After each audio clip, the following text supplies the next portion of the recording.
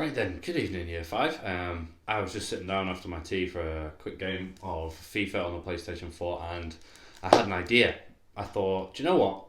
I could use this. I could use this for our learning. So, you're going to see what we're going to do very shortly, but first of all, just enjoy watching me play a game of FIFA. Here we go.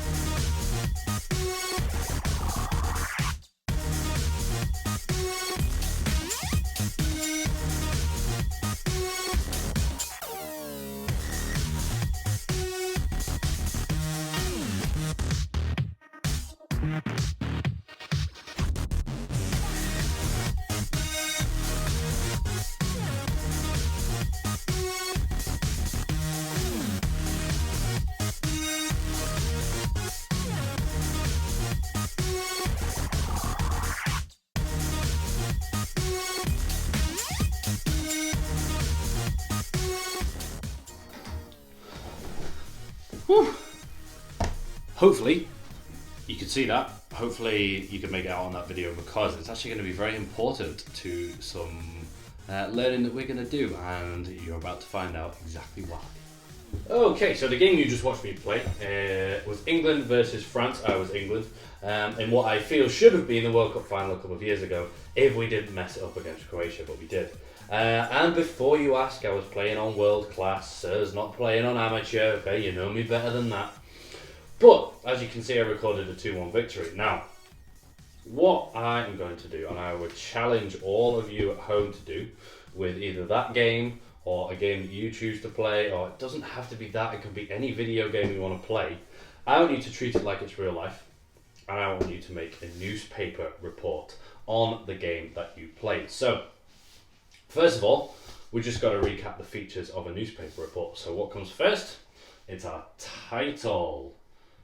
Okay, our title can often have alliteration or can sometimes be a pun as well. So I'll put that in brackets to remind us. Alliteration or a pun. Okay, we've got that. Our title. Then it is often followed by a picture of some sort with a caption.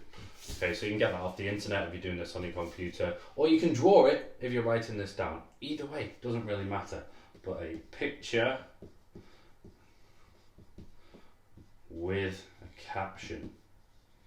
Okay, and then first of all, after those two sections comes our orientation. Orientation, and in that orientation, we need to answer 4 W's in a short, often just 1 or 2 sentences. 4 W's. So we answer who, we answer what, we answer where, and we answer when. Okay? So those are our first 3 sections. That's our first bit of writing. And then after that, you've got your main body. Okay, which is often many paragraphs.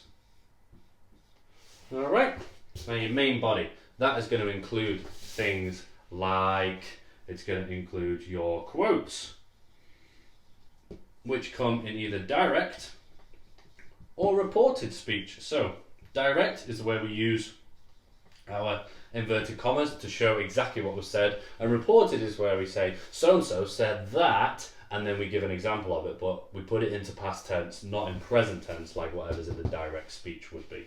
Okay, so we have quotes. Okay, we often answer why things were happening, and we often answer how they happened as well. So 2 more questions, but we need to go into way more detail on those 2 than we ever did on these 4 right at the top for the orientation. And then it's just about describing the event, putting anything into it. So a lot of fronted adverbials, specifically for time. Alright, to show when things were happening, because for a football match, like I've just done, you're probably going to want to tell that in the order that it happened. So fronted adverbials for time are another really key feature to include.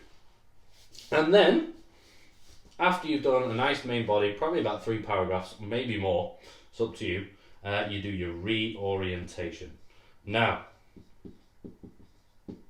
I talk to my class and say, that's like what's happening now. Okay, what is going on in response to everything you've just talked about. And the one thing that's different about a reorientation from the rest, I hear you say, yes, it's in present tense, because it's all about what's happening now, present and sometimes future, but often just the present tense. So here's my list, my sort of order of features that I'm going to do. That's the order I'm going to do them in. I'm going to get cracking and have a go, and we'll see what we turn up with.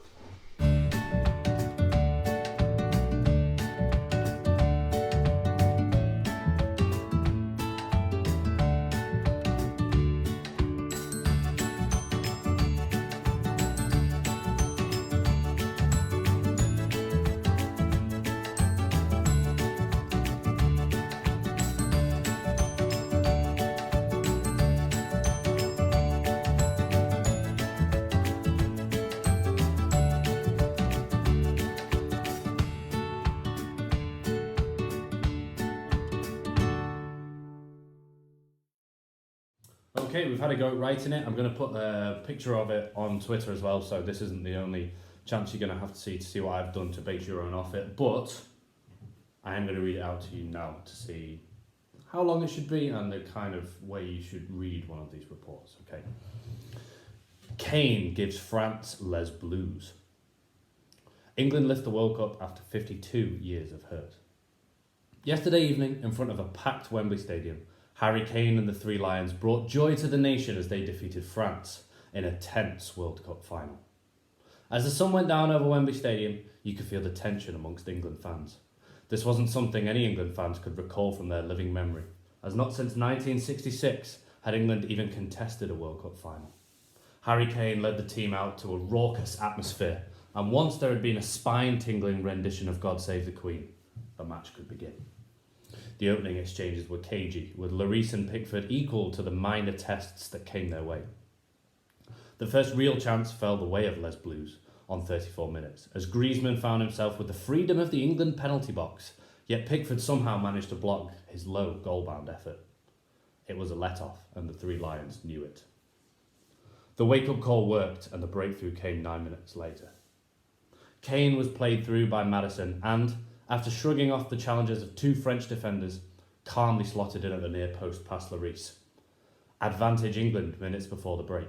A psychological blow as well as a blow to the scoreline. This is where the jitters set in. Kane was denied a hat-trick by a sprawling save from the ever-busy Lloris in the French goal, but the England defence began to show signs of cracks. Griezmann netted after the ball fell to him in the 6-yard box, only to be halted in his celebrations by the linesman's flag. Offside. Another let-off of the sort England couldn't keep relying on. A fact proved only too true, as Ben Yedder, who had been brought on a matter of minutes earlier, found himself all alone after some tragic England defending. He made no mistake from close range, and with 8 minutes to go, there was panic in the eyes of the Wembley Stadium spectators.